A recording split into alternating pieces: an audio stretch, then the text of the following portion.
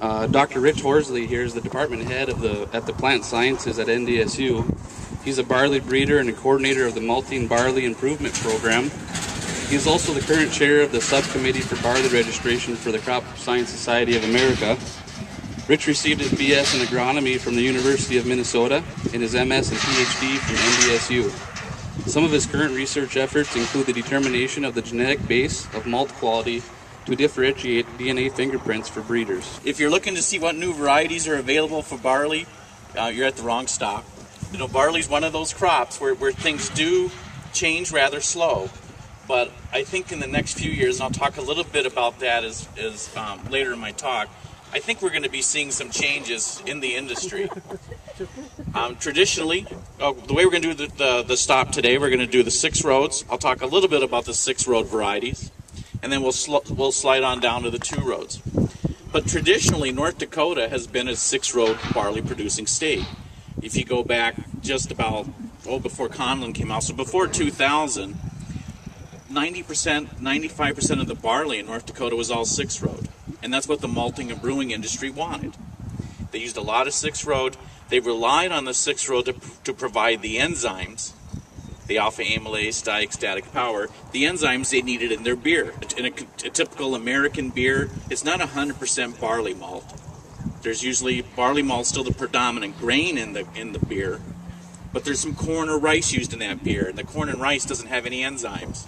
So they needed to get the enzymes from the barley malt. And 6-row barley was always much, much better than 2-row for providing those enzymes. If you've seen the traditional European-style beers and more high-priced craft beers in the U.S., they're 100% barley malt. Brewing technology has changed, but those all-malt beers use predominantly 2-row. There's no corn or rice in that beer, so they don't need as much enzyme. And so they'll use predominantly 100% 2-row. So what I think we're seeing change is technology is catching up with brewing, and the brewers are getting much more efficient in their breweries. They're looking at more 2-row barley for the production of their beers. And there's an important financial characteristic in malt, and we hear about malt extract. Malt extract, what is that? You have it in wheat too, you have flour extract. But malt extract, how much malt does it require to produce that beer? How much material can you solubilize, take out of that malt to make beer? Because that's money. The higher the extract, the less malt you have to use. Not good for the grower, because that means less barley that they'll buy. But if you compare 2-row to 6-row, 2-row is much higher in malt extract. So they can make more beer with less malt. So they start thinking about extract per acre. How much extract can I get from 6-row per acre? How much extract can I get from 2-row per acre? It becomes very much a financial consideration. I think if we look down the future, I wouldn't be surprised if we start seeing the industry buying more and more 2-row out of North Dakota. And who knows, maybe in 10 years, it'll be 10% or 15% 6-row and 85% 2-row. And so we'll have to see what the future holds. So, as breeders, our job really then is to produce that variety that will work on your farms. And traditionally, 2-row hasn't really worked well in North Dakota. Well, most of the 2-row, if you trace back its history, goes back to Central Europe. And so it doesn't like this warm temperature. It really doesn't like 70 to 75 degree nights. It likes cooler nights. And that's why 2-row has worked so well in the western U.S. You're growing barley at 4,000 to 6,000 feet.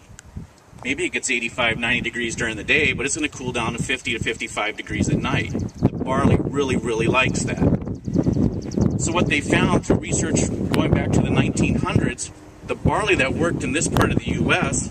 was this what we call Manchurian barleys. If you go from North Dakota, trace it around the world, you're going to end up in Manchuria region of China. So all of our 6-rows from this area trace back to Manchuria. The weather conditions are very similar during the summer. Hot during the day, stays warm at night, a little humid, and that's why 6-row has caught on for all these years. It traces back to those barleys. But now through breeding at NDSU, we started breeding Midwest 2-rows in 1974. And if you would have been on these tours with maltsters and brewers back in the 80s and 90s, they kept asking us, why in the world are you working on 2-row? We don't want to see 2-row in North Dakota. That's our 6-row country. Every acre of 2-row you plant is 1 acre less of 6-row.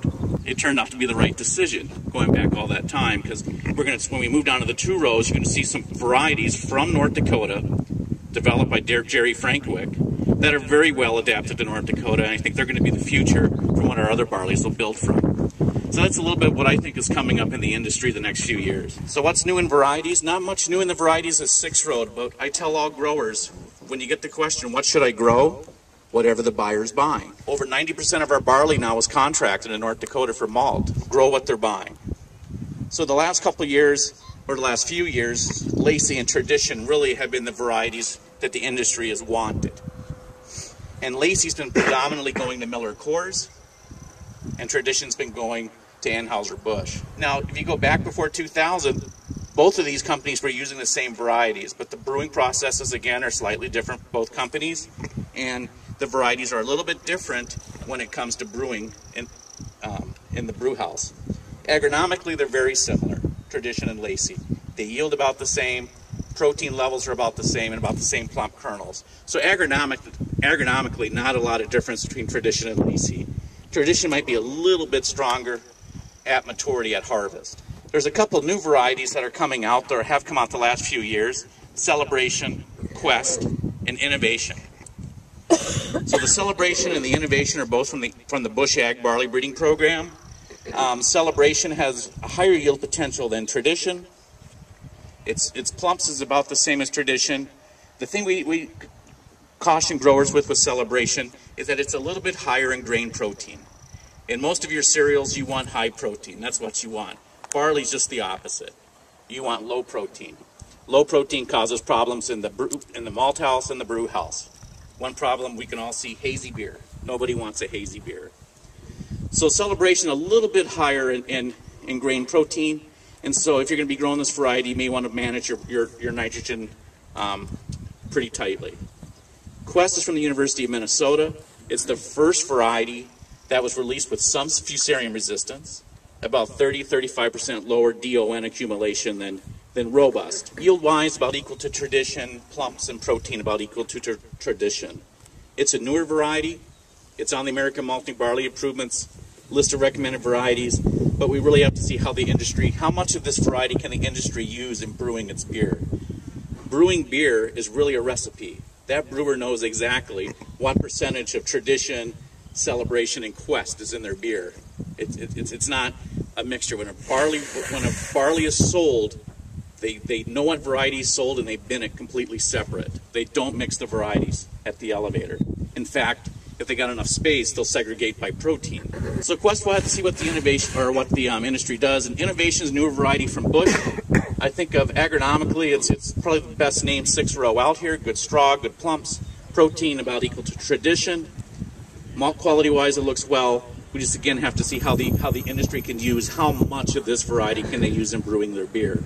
There's this variety on the end, Robust. It'd be 29 years old this year. I thought Robust was finally gone and disappeared. We had a group of craft brewers through last week, and maltsters, and someone's still contracting Robust even 29 years later. Don't take yields on these. These are strictly for demonstration, and we do some malt quality evaluations. The drill strips without labels on them are experimentals. They're potential varieties in the future. So I think 2-road really has the most potential in North Dakota. We've had 2 varieties released from NDSU, well 3 behind me, but 2 for malting, Conlin and Pinnacle. And we had a group of craft brewers on a tour. We had a barley field school for these craft brewers. Craft brewer, some names you might know: Sierra Nevada, Fat Tire, New Belgium, Summit out of St. Paul, 100% malt. And it's kind of interesting, when these guys buy barley, on protein, 11.5 is their top. So they want really low protein. And I think we have an answer for them. And so we hear them talking about flavor of the beer. And Conlin, they didn't like Conlin because they said they just didn't like the flavor Conlin had. And Pinnacle was mixed. Some liked it, some didn't. So when you look at the 2 rows, Conlin, Ross, and Pinnacle from NDSU, AC Metcalf and C Copeland from Canada, and then Conrad from Bush Ag. And one thing I always look at on 2 rows is, do they come out of the boot? Because remember, most of these, or a lot of these 2 rows were bred either for Western U.S. or for Canada. So they don't like heat. And one of the things you can see is that they get kind of tied up in the spike or in the boot, they don't like to come out. And you see that kind of reaction there. So that's one of the things we look for in the two-road varieties. Do they come out of the boot? Because if they don't, insects like to hang out there, diseases like to get in there, cause problems. So if you're looking to grow a two-row in North Dakota, we do see some Metcalf and Copeland contracted in the very northern tier of counties in the state. We see some Conrad contracted under irrigation in the Mondack region. And then we do see a little Pinnacle. So what do you grow for a two-row? Talk to your buyer, see what they're buying. Now, one type of barley we've been working on for a long time are these what we call low-protein two-rows. Pinnacle's an example. It's just a single gene put in through conventional breeding, and it'll knock the protein down by 1.5 to 2 percentage points.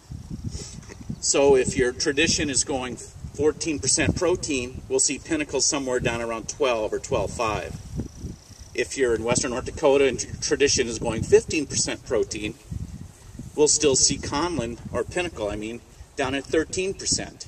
So it still maintains that lower protein even under stress growing conditions. And under these stress growing conditions, I would expect to see the same. I would guess that most of the barley 6 and 2 road will have too high of protein, but we'll see Pinnacles still with that reasonable allowable protein. For the commercial brewer, the adjunct brewer using rice or corn, they can use that 13.5 protein. Now, if you're a 100% craft brewer, they're going to hate 13.5 protein. They can't use that much. But Pinnacle, under good growing conditions, will be 10.5 to 11 protein. So that's why we think a barley could go to both directions. A Pinnacle or that type of barley is running 11 protein, it can go to the craft market. If it's going 13% protein, it can go to the large commercial brewer. And so is this craft market important? Well, beer-wise, they produce 5% of the barley, or produce 5% of the beer in the U.S. Malt-wise, they use 22% of the malt in the U.S. They use a lot of barley. So for us North Dakota farmers, that's really important. We have markets. So we're going to be developing, we think, more varieties like Pinnacle that can go both to the conventional large brewer and then to the craft brewer. So Pinnacle, very plump, equal, yield-wise, equal to tradition. Plump-wise, very plump, even under dry growing conditions. The 2 rows are plumper than the 6 rows. That's a big advantage, especially in a year like this, in this region. And then that lower protein. Very high extract, too.